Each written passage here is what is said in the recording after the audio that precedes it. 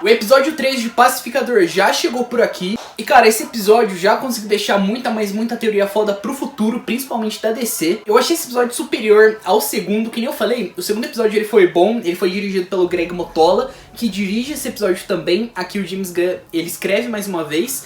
E o segundo episódio foi um episódio muito mais íntimo, um episódio muito mais autodepreciativo e muito mais pessoal. Esse terceiro episódio eu sinto que ele foi muito mais pra pegada divertida, muito mais pra pegada do easter egg. E como eu falei, eu já vi os 5 primeiros episódios, HBO, muito obrigado pela moral. E eu quero já me contradizer uma parada que eu falei no segundo vídeo do episódio 2 em relação à magia. Eu não consigo, por exemplo, imaginar o Rick Flag daquele filme, sei lá, metendo na bruxa do filme de 2016. Cara, quando eu gravei, eu já tinha assistido esse episódio, só que, porra, eu não me toquei. É uma parada tão pequena, mas é uma parada tão relevante.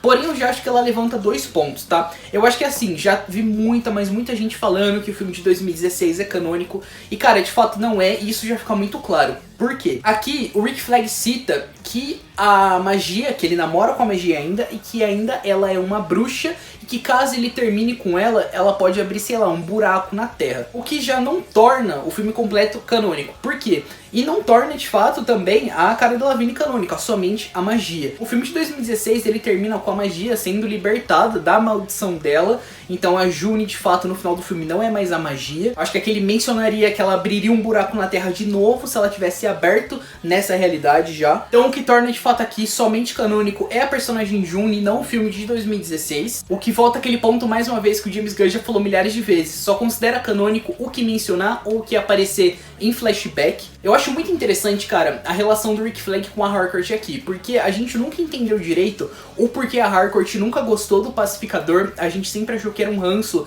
em relação à personalidade egoísta e egocêntrica dele, mas aqui tem mais camadas ao redor disso. Ela fala que o Rick Flag, logo nesse começo, era o único amigo dela, ela tava se relacionando com ele ali, então você já consegue entender e interpretar todo esse ódio inicial que ela sentia pelo Christopher, agora com uma outra visão completamente diferente. E é isso que eu vou conversar com vocês aqui. Já te peço o seu like, já peço pra se inscrever no canal e não esquece de ativar o sininho, porque tá começando aqui mais uma segundinha do Pacificador no canal Plano Sequência.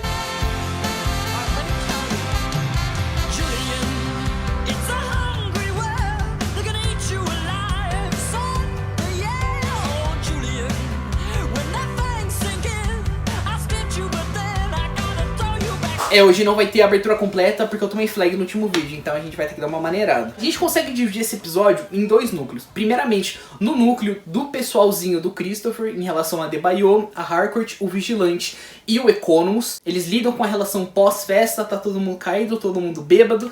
E aqui já tem alguns pontos muito interessantes. O primeiro ponto, que pra mim é um ponto negativo, eu amo o Vigilante, eu amo o Fred Stroma, eu acho que ele tem mais uma vez uma cara de um completo retardado, que funciona demais. Gosto muito da piada envolvendo a aranha aqui, que é igual a piada da coruja no primeiro episódio, mas eu sinto que o Vigilante, nessa temporada, ele não tá fazendo muita coisa, o que pra mim é um puta demérito. Na primeira temporada ele tem momentos incríveis, principalmente na parte do humor e na parte da ação, você não sente que ele fica escanteado em nenhum momento, e nessa segunda temporada, infelizmente, eu tô sentindo muito isso. Aqui continua toda aquela dúvida da Harcourt em relação ao Chris, eu gosto muito do diálogo que ela tem com a Debaio também. Cara, a Jennifer Holland, principalmente, ela consegue passar todo aquele quê de incerteza muito bem, e eu gosto muito do arco do próprio Economus em relação dele precisar do emprego dele da Argus, mas ao mesmo tempo ele não quer trair os amigos dele. Então ele consegue passar um quê de dúvida interna que é muito bom e é muito presente pro personagem. E eu acho que isso no roteiro o James Gunn tá conseguindo explorar muito, mas muito bem. Agora, já rolando pra outra realidade também,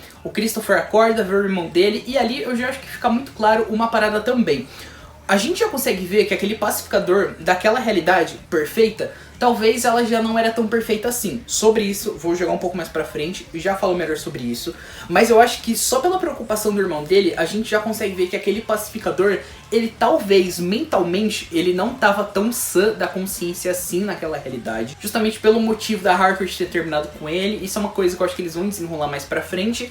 A cena dele pegando a moto e saindo pela cidade, cara, é muito bom. E mais uma vez, o John Cena, Ele, cara, o John Cena é incrível. Puta que pariu. O John Cena passa mais uma vez só naquela cena, e é uma cena rápida, mas aquela vitória, aquela conquista de ter alcançado alguma coisa grande, eu acho que só na expressão dele ele consegue passar esse quê de vitória muito bem. Outro ponto aqui pra mim, excelente é a montagem. Eu acho que a montagem aqui é muito orgânica, porque quando você tem dois núcleos pra você ficar alternando, eu acho que você pode muito bem cair naquela armadilha do tédio. Por quê? Eu vou dar um exemplo aqui do Thor, seja o primeiro ou Thor Mundo Sombrio. Como você lida com um núcleo na Terra e um núcleo em Asgard, eu acho que o filme do Thor, ele não trabalha muito bem em questão da montagem. A gente tá vendo um pouquinho do núcleo do Thor lá em Asgard, corta um pouquinho pra Terra pra Jane, corta um pouco pra Asgard pra mostrar o Loki e o Odin, volta pra Terra, volta pro Loki, volta pra Terra, volta pro Loki. Você meio que não absorve nem um pouco de nenhuma das tramas, parece que fica tudo um pouco meio jogado e picotado. Essa geralmente pra mim é a armadilha de você tentar focar sempre em 2 ou 3 núcleos, mas eu acho que aqui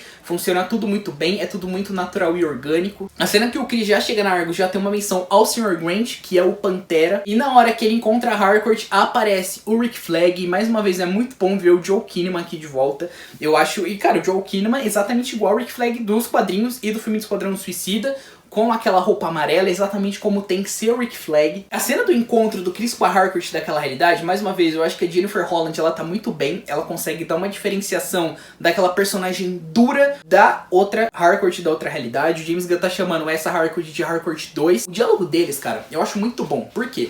Ela consegue passar ali todas as incertezas que ela teve em relação ao Christopher, ela consegue abranger muito bem o porquê que ela terminou com ele, e eu acho muito bom nesse diálogo, porque a gente consegue ver a própria evolução do personagem.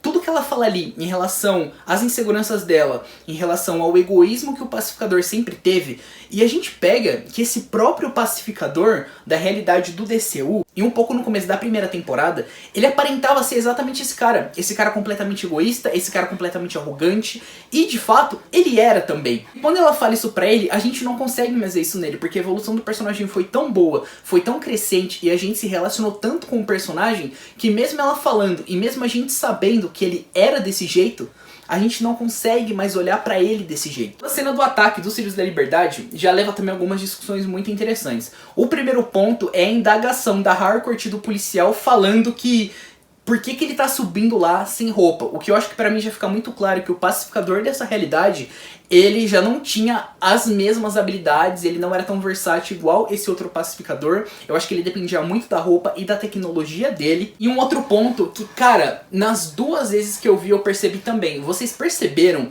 que não tem nenhum negro na cena, assim, é só branquelo e branquelo e branquelo? O que já levanta uma teoria interessante também.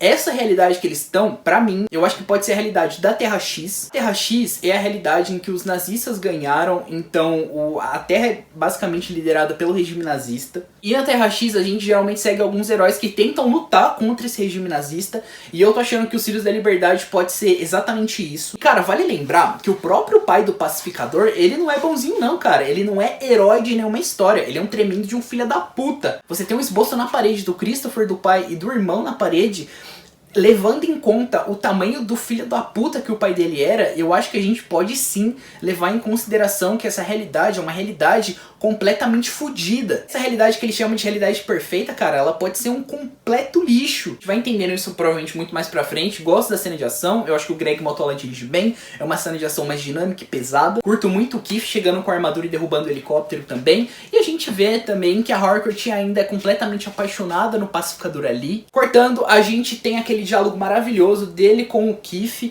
E, cara, eu acho mais uma vez o John Cena aqui como ator, o cara só evolui, cara. Puta que pariu. Consegue passar uma dor, uma solidão com aquele diálogo ali muito boa, falando que ele sente falta do Keith, que ele não quer que o Keith abandone ele, que ele só quer ficar junto com o Keith, e o Keith falando que ele não vai a lugar nenhum. John Cena arrebenta mais uma vez. E o episódio termina com o nosso querido Christopher voltando pra realidade dele. Tem a volta também do Judomaster logo no finalzinho. E do Red Sand. O Red Sand é um tremendo de um filho da puta nos quadrinhos. Ele dá muito trabalho, principalmente pro Wiggly. Eu garanto que esse filho da puta vai dar muito, mas muito trabalho aqui também. Ele é interpretado aqui pelo Michael Rooker. E o episódio acaba com o Christopher voltando e a Argus chegando na casa dele pra, infelizmente, capturar o nosso querido pacificador.